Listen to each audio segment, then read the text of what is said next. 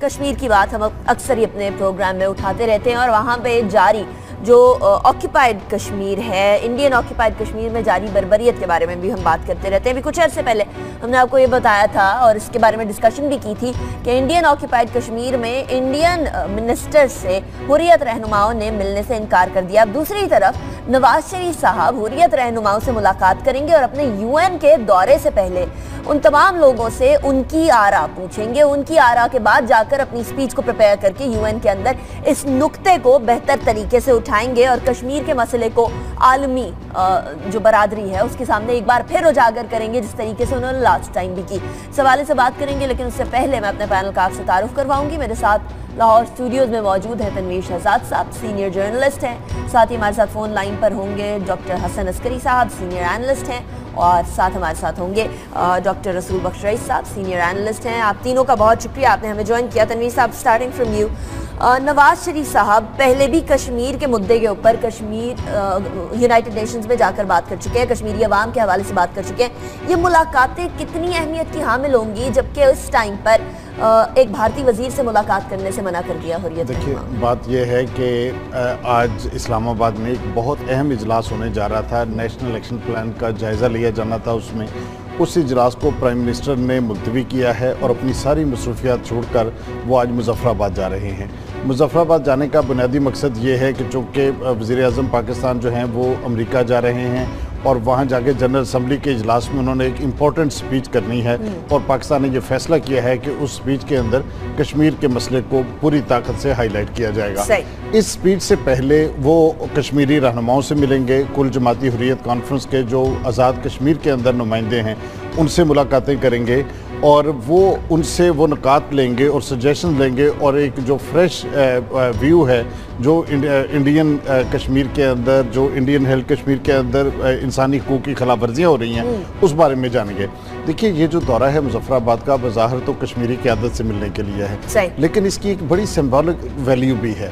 سری نگر کے اندر اس سے ایک پیغام جائے گا کہ وزیر اعظم پاکستان یہ ان کشمیر کے مسئلے کے ساتھ کھڑے ہیں، کشمیر کی کاز کو سپورٹ کرتے ہیں، اور سفارتی سطح پر اور اخلاقی سطح پہ پاکستان اپنے وعدے پورے کر رہے ہیں۔ جو پہلے ہم سوچتے رہے تھے کہ شاید پاکستان کا فارن آفس زیادہ کام نہیں کر رہا۔ کشمیر کے حوالے سے بات کی یونائٹڈ نیشنز کے اندر، یہ کو پہلی دفعہ تو نہیں ہے نا جو وزیر اعظم صاحب کریں گے؟ بات یہ ہے کہ اس مرتبہ فارن آفس نے جو حکمت عملی بنائی ہے، دیکھیے پارلیمنٹیرین مشاہد جیسے لوگ جو ہیں وہ ڈپیوٹ کیے گئے ہیں، جو دنیا کے مختلف ڈیسٹینیشنز پہ جا کے کچھ نہ کچھ تو پیش رفت ہوگی اس کے اندر۔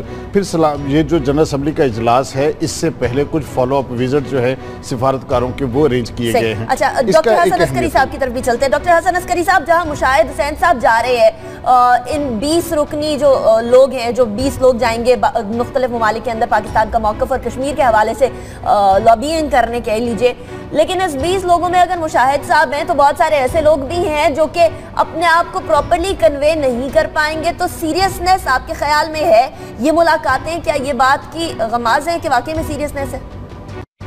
دیکھیے، جن 20 لوگوں کے نام آئے ہیں ان میں سے آپ یہ کہہ سکتے ہیں 7-8 تو ایسے ہیں جو کچھ بات چیت کر سکتے ہیں، لیکن میجورٹی جو ہے میرا نہیں خیال کہ وہ کوئی اہم کردار ادا کر سکے گی یا پاکستان کا کیس جو ہے وہ مؤثر طریقے سے پیش کریں گے۔ ان میں سے کچھ کو تو پاکستان کا کیس ہی پتہ نہیں ہوگا کہ یو این ریزولوشنز کیا تھے، کس طرح سے۔ ہاں، 5-6 لوگ ایسے ہیں جو اس کیس کو مؤثر طور پہ پیش کر سکتے ہیں اور وہ کریں گے۔ بنیادی طور پر یہ سمجھنا ضروری ہے کہ جو پرائم منسٹر کی تقریر ہے یو این جنرل اسمبلی میں وہ اہم ہوگی اور ہے، لیکن اس میں صرف ایک پیراگراف آئے گا، کیونکہ آپ کو 10 سے 12 منٹ ملتے ہیں جنرل اسمبلی میں ایڈریس کرنے کے لیے۔ ایک پیراگراف آپ کشمیر پہ کہہ سکتے ہیں۔ اصل چیلنج یہ ہوتا ہے کہ جو آپ کا ڈیلیگیشن ہوتا ہے یا آپ کا جو یو این جو مشن ہے نیو یارک کے اندر، دوسرا یو این مشن آپ کا جنیوا میں ہے جہاں ہیومن رائٹ کونسل کی میٹنگز ہو رہی ہیں،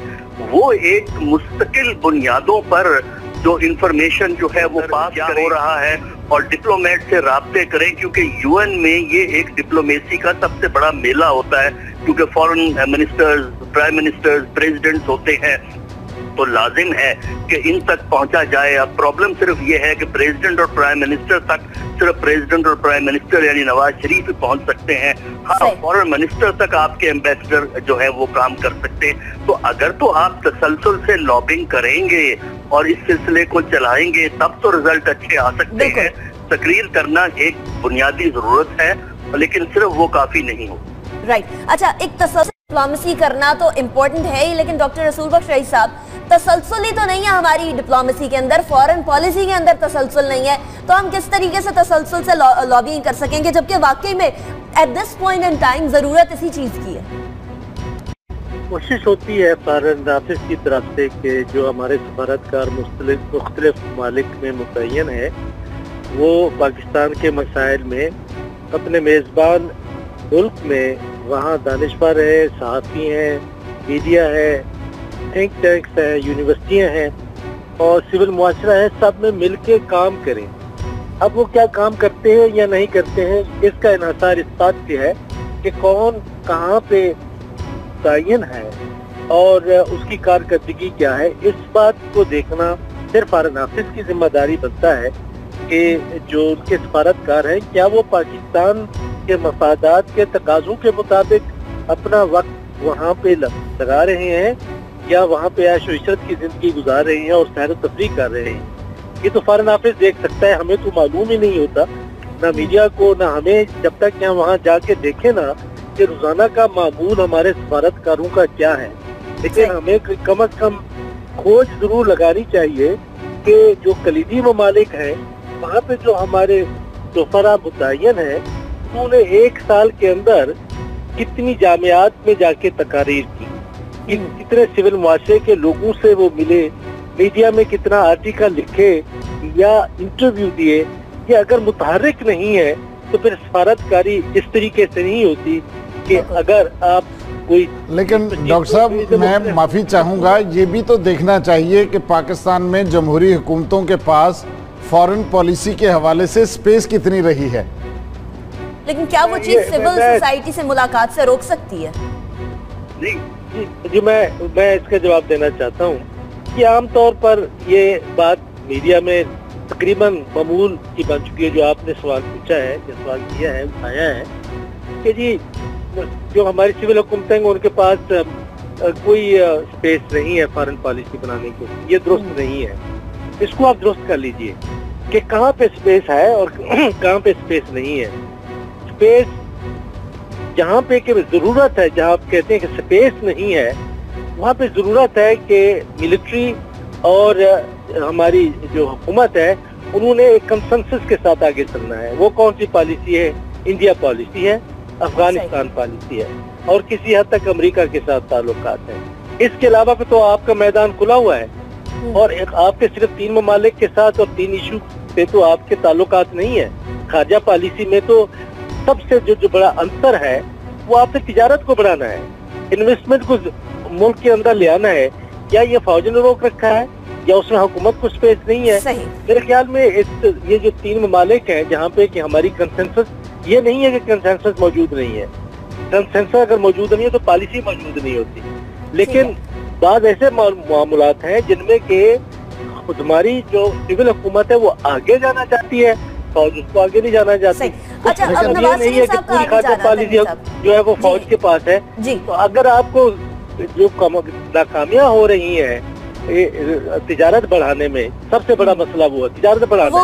वो हमारे जो डिप्लोमेसी है या हमारे डिप्लोमेट्स है उनकी कारकर्दगी वैसे ही बता देती है। ठीक है, अगर आप बाकी मामलात के ऊपर जहां आपका डोमेन नहीं है वहां अगर प्रॉपरली नहीं कर सकते तो बाकी डोमेन के अंदर तो कर सकते हैं। नवाज शरीफ साहब का जाना और उसके बाद फिर मुजफ्फराबाद जाना, तनवीर साहब, ये अब कश्मीर के कॉज के लिए जिस तरीके से हम पिछली बार देखते हैं उन्होंने बात की यूएन की स्पीच में, लेकिन इस तरह से मुलाकातें नहीं हुई, ये एक्टिव डिप्लोमेसी शुरू हो गई है। इसको आप कहाँ खत्म होता हुआ देख रहे हैं? देखिए, इस वक्त जो सूरत हाल है, मैं अभी आज सुबह राइजिंग कश्मीर देख रहा था और श्रीनगर का एक अखबार है, उसने लिखा कि एक बड़ी डेवलपमेंट के तौर पे तारक हमीद कारा एक सीनियर पार्लियामेंटेरियन हैं और उन्होंने पीडीपी की बुनियादी रुकनीत से इस्तीफा दे दिया है। 400 ट्रेनी पुलिस एहलकार थे, उन्होंने कहा है कि हम कश्मीरियों के खिलाफ हथियार नहीं उठाएंगे, हम रिज़ाइन दे के अपने घर जा रहे हैं। और मज़ीद शहादतों की इतला है और मज़ीद एहतजाजी प्रोग्राम जो है ये 22 सितंबर तक एक्सटेंड कर दिया गया है। इस सूरत हाल में अगर पाकिस्तान के अंदर कंसेंसस कश्मीर के इशू पे नहीं होगा, पाकिस्तान में सारे इदारे एक पेज पे नहीं होंगे, अगर हम मुंतखब वज़ीर आज़म को ये कहते रहेंगे कि रा के एजेंट उसकी फैक्ट्री से पकड़े गए हैं और वो कश्मीर से मुखलस नहीं है या दूसरी चीज़ें, मेरा ये ख्याल है कि ये बातें करने का वक्त इस वक्त नहीं है। हमें कश्मीर के लिए उठने वाली आवाज़ें, वो फॉरेन ऑफिस से उठें, वो दूसरी जगह से उठें, उनको स्ट्रेंथन करना है, उनको मुतनाज़ नहीं बनाना। लेकिन एट द सेम टाइम वज़ीर आज़म नवाज शरीफ ये प्रूव करना होगा कि वो कश्मीर के कॉज से मुखलिस हैं और वो तमाम चीज़ें वो इसी तरीके